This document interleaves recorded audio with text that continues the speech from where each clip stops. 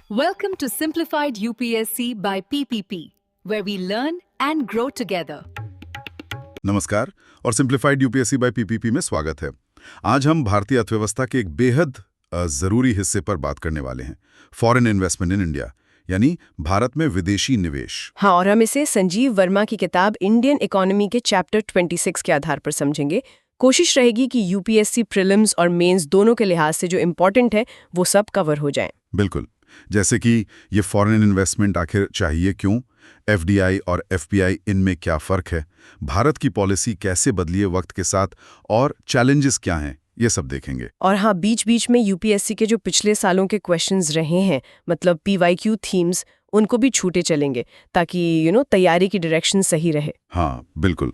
तो सबसे पहले सबसे बेसिक सवाल, किसी भी देश को, खासकर भारत जैसे विकासशील देश को, फॉरेन इन्वेस्टमेंट की जरूरत ही क्यों है? देखिए, सीधी सी बात है, डेवलपमेंट के लिए चाहिए कैपिटल यानी पैसा, और सिर्फ पैसा नहीं, नई टेक्नोलॉजी भी चाहिए, बेहतर मैनेजमेंट स्किल्स भी चाहिए। राइट। और जब देश की अपनी बचत, मतलब डोमेस्टिक सेविंग्स काफी नहीं होती, तो फिर विदेशी निवेश बहुत जरूरी हो जाता है।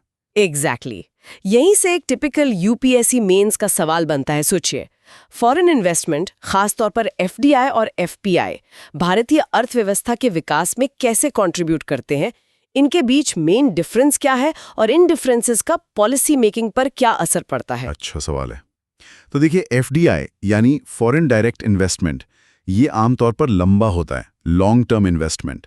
इसमें इन्वेस्टर सिर्फ पैसा नहीं लगाता, बल्कि उस कंपनी में ओनरशिप या कंट्रोल या कम से कम एक सब्सटैंशियल इंटरेस्ट रखता है। हाँ, जैसे मान लीजिए कोई विदेशी कंपनी भारत में एक फैक्ट्री लगा रही है, तो वो सिर्फ पैसा नहीं ला रही, वो अपने साथ अक्सर नई टेक्नोलॉजी लाती है, मैनेजमेंट का तरीका लाती है, हो सकता है ग्लोबल मार्केट्स तक पहुंच भी लाए। सही।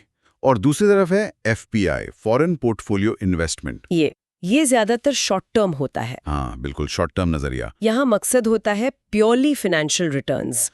जैसे इंडिया के स्टॉक मार्केट में शेयर्स खरीद लिए या बॉन्ड्स में इन्वेस्ट कर दिया, पैसा कमाया और निकल गए। इसीलिए एफपीआई को ज्यादा वॉलेटाइल, मतलब अस्थिर माना जाता है। हाँ, और सोर्स में एक मजेदार टर्म है इसके लिए, फेयर वेदर फ्रेंड्स। अच्छा, फेयर वेदर फ्रेंड्स मतलब जब सब ठीक चल रहा है तो हैं, माहौल बिगड़ा तो निकल लिए। बिल्कुल वही। इसीलिए एफपीआई अर्थव्यवस्था को बाहरी शॉक्स के लिए ज्यादा सेंसिटिव बना सकता है, जबकि एफडीआई ज्यादातर टिका रहता है। ये सर पॉलिसी के लिए बहुत इंपॉर्टेंट है। एफडीआई से स्टेबिलिटी आती है, जॉब्स बनते हैं, टेक्नोलॉजी आ सकती है। एफपीआई से बाजार में लिक्विडिटी बढ़ती है, कैपिटल मार्केट्स गहरे होते हैं, पर रिस्क भी है। और इन दोनों का असर देश के बैलेंस ऑफ पेमेंट्स, मतलब बीओपी, और एक्सचेंज रेट पर भी अलग-अलग होता है। सरकारें इसीलिए अक्सर एफडीआई को ज्यादा इनकरेज करती हैं। प्रीलिम्स के लिए पॉइंट्स बहुत जरूरी हैं। क्विक रिकैप करें। FDI long term, control ownership का इरादा, फिजिकल फाइनेंशियल एसेट्स दोनों, पैसा निकालना मुश्किल, स्टेबल। और FPI short term, financial gain का इरादा, सिर्फ फाइनेंशियल एसेट्स, लिक्विड, पैसा निकालना आसान, वॉलेटाइल। यूपीएससी प्रीलिम्स में ये डिफरेंस कई बार पूछा गया है। ठीक है, तो ये तो हुआ एफडीआई और एफपीआई का बेसिक डिफरेंस। अब सवाल ये है कि ये इन्वेस्टमेंट भारत में आता कैसे है, रूट्स क्या हैं, पॉलिसी क्या रही है? सुना है 1991 से पहले माहौल काफी अलग था। 91 के रिफॉर्म से पहले फेरा यानी फॉरेन एक्सचेंज रेगुलेशन एक्ट का जमाना था। बहुत सख्ती थी, विदेशी निवेश पर काफी कंट्रोल था। शक की निगाह से देखा जाता था। हाँ, कह सकते हैं। लेकिन 1991 के बाद उदारीकरण के दौर में फेरा की जगह आया फीमा, फॉरेन एक्सचेंज मैनेजमेंट एक्ट। ये ज्यादा लिबरल था और धीरे धीरे इकोनॉमी को खोला गया। हाँ, बिल्कुल। शुरू में जॉइंट वेंचर्स को प्रमोट किया गया, जैसे मारुति सुजुकी, वो एक क्लासिक एग्जाम्पल है। पर अब सिस्टम काफी बदल गया है। अब दो मेन रूट्स है, ऑटोमेटिक रूट और गवर्नमेंट रूट। अच्छा, ऑटोमेटिक और गवर्नमेंट रूट। यहीं पर एक और मेंस का एंगल बन सकता है। जैसे भारत की एफडीआई पॉलिसी समय के साथ कैसे इवॉल्व हुई है, अलग अलग सेक्टर्स में जो एफडीआई कैप्स हैं उनका क्या सिग्निफिकेंस है, और ये ऑटोमेटिक वर्सेस गवर्नमेंट रूट का फर्क पॉलिसी ऑब्जेक्टिव्स को कैसे दिखाता है? देखिए, ऑटोमेटिक रूट का आइडिया है प्रोसेस को आसान और तेज बनाना। ज्यादातर सेक्टर्स में एफडीआई लाने के लिए सरकार की प्रायर अप्रूवल नहीं चाहिए, बस आरबीआई को बताना होता है बाद में। Okay, simple. हाँ, दूसरी तरफ है गवर्नमेंट रूट। ये उन सेक्टर्स के लिए है जो सेंसिटिव माने जाते हैं, जैसे डिफेंस या मीडिया के कुछ हिस्से। इनमें इन्वेस्टमेंट से पहले गवर्नमेंट की स्क्रीनिंग और अप्रूवल जरूरी है। और ये सेक्टोरल कैप्स, कहीं 26%, कहीं 49%, 74%, 100%, ये क्यों? ये कैप सरकार की स्ट्रैटेजी दिखाती हैं कि किस सेक्टर में कितना फॉरेन कंट्रोल एक्सेप्टेबल है। जैसे डिफेंस में 49% तक ऑटोमेटिक है, उससे ऊपर गवर्नमेंट रूट से, वो भी कंडीशंस के साथ। इंश्योरेंस में 49% तक है। अच्छा। वहीं दूसरी तरफ B2B ई-कॉमर्स या ग्रीनफील्ड सिविल एविएशन प्रोजेक्ट्स, इनमें 100% तक अलाउड है, वो भी ऑटोमेटिक रूट से। तो ये दिखाता है कि सरकार कहाँ ज्यादा इन्वेस्टमेंट और टेक्नोलॉजी चाहती है और कहाँ स्ट्रेटेजिक कंट्रोल रखना चाहती है। ये मेक इन इंडिया जैसे इनिशिएटिव से भी जुड़ा है। और ये सब तय कौन करता है, मतलब पॉलिसी बनाता कौन है? ये नीतियां नोटिफाई करता है DPIIT, department for promotion of industry and internal trade. पहले इसका नाम DIPP था। Okay, DPIIT। हाँ, और FDI आ कैसे सकता है, मतलब फॉर्म्स क्या हैं? कई तरीके हैं। जैसे कोई विदेशी कंपनी भारत में अपनी पूरी 100% सब्सिडरी खोल सकती है, उसे होली ओन्ड सब्सिडरी WOS कहते हैं, या फिर किसी भारतीय कंपनी के साथ मिलकर जॉइंट वेंचर JV बना सकती है। प्रीलिम्स के लिए ये कैप्स, राउट्स और DPIIT, ये सब इंपॉर्टेंट फैक्ट्स हैं। हाँ, बिल्कुल। सेक्टोरल कैप्स मैच करने को आ सकते हैं या राउट्स का कॉन्सेप्ट पूछा जा सकता है। ठीक है, पॉलिसी काफी लिबरल हुई है, राउट्स भी क्लियर हैं, लेकिन एक सेक्टर है जहां FDI को लेकर हमेशा गर्मा-गर्म बहस रही है। Multi brand retail. हाँ बिल्कुल, मतलब वॉलमार्ट, टेस्को जैसी कंपनीज का भारत में सीधे अपने स्टोर्स खोलना, इस पर तो काफी विवाद रहा है। हाँ, एक तरफ आर्ग्यूमेंट्स हैं कि इससे सप्लाई चेन सुधरेगी, कोल्ड स्टोरेज बनेंगे, किसानों को फायदा होगा, कंज्यूमर्स को चॉइस मिलेगी, दाम कम होंगे, जॉब्स बढ़ेंगी। और दूसरी तरफ डर है कि करोड़ों छोटे किराना दुकानदार, वो बेचारे कहाँ जाएंगे? उनका बिजनेस ठप हो जाएगा, बेरोजगारी बढ़ेगी। ये एक बड़ा सोशल कंसर्न है। UPSC मेंस 2013 में इसी तरह का सवाल था। सप्लाई चेन और कमोडिटी ट्रेड पर असर और चिंताएं क्या हैं? सोर्स में एक इंटरेस्टिंग पॉइंट है। वो कहता है कि शायद ये डर, मतलब किराना दुकानों के बंद होने का डर, उतना बड़ा ना हो। अच्छा, क्यों? क्योंकि भारत का रिटेल बिहेवियर अलग है।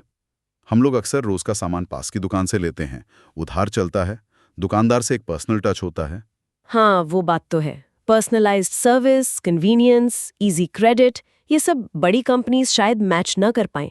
सोर्स में ये भी लिखा है कि वॉलमार्ट के चेयरमैन ने खुद माना था कि इंडिया बड़ा मार्केट है पर मुश्किल है। तो मल्टी ब्रांड रिटेल में पॉलिसी अभी भी थोड़ी अनक्लियर है क्या? पॉलिसी काफी उतार चढ़ाव भरी रही है, अभी पूरी तरह से खुली नहीं है, कंडीशंस है। लेकिन हाँ, सिंगल ब्रांड रिटेल जैसे आइकिया या एप्पल स्टोर्स, उसमें 100% FDI अलाउड है, कुछ कंडीशंस के साथ।